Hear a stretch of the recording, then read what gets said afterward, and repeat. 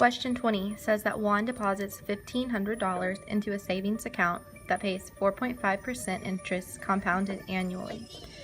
If Juan makes no deposits or withdrawals, how much money will be in his savings account after 3 years?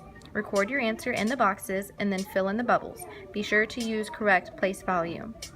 All right, this, once again, a bubble sheet gives you no options for an answer. You no longer have A, B, C, or D to choose from. You get one shot, so make sure it's right, okay? So going back to the actual question and not how we answer, they want to know how much money is going to be in his account after 3 years.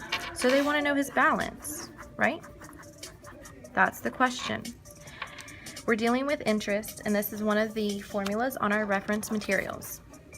I noticed that it says interest compounded annually, so it's compound interest, which is the very last thing on our reference materials.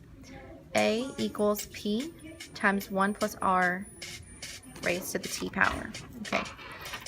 A equals big P, which is not the perimeter of our base, it's the principal. It's two different things. 1 plus R raised to the T power. Now let's see if the question gives us all the information that we need. A, that is our account balance. Do we know that? Nope. P, principal. Oh, principal, that's how much he invests. That $1,500 that he puts in there in the very beginning. 1, that's just a given. We always put that in. Plus R. R is our interest rate. Our rate is given to us in a percent, but we're going to have to convert that into a decimal.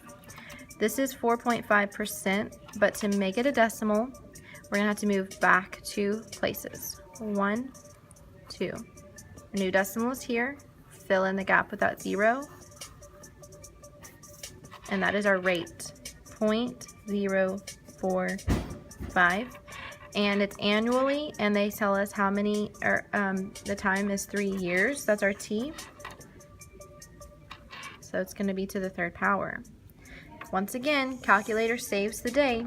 We're just going to type this in and see what we get. We have 1,500 times 1 plus 0.045 raised to the 3rd power. The answer that we get is 1,711 and 75 hundredths. Now, once again, we do not have answer choices, so we're going to be really thorough and check our work and make sure that we plugged in all of the numbers correctly into the calculator. I'm going to go ahead and write that down real quick. Okay, so my formula, did I copy the formula down? A equals P times 1 plus R to the T power. That looks good. Now, did I plug in 1,500? All 3 places. Is it in my problem? Is it in my formula? Is it in my calculator? It's there. Did I plug in 1? I did type in 1. Did I plug in R correctly? That was my rate. I had to move that decimal. Have it here, and I have it here. That checks out. And then lastly, the T, or that time, was 3. And that's in my calculator, it's on my formula, and it's in the question. Everything looks good, but remember, just be really thorough and check that answer. Now, this is where the bubbles come in. We're going to make sure that we have the correct number of decimal places, and then we start filling in. 1,711. So I'm going to have to start in my thousands place, which is here. 711.75. We only needed the 2 decimal places because we're dealing with money. So our end answer is $1,711.75.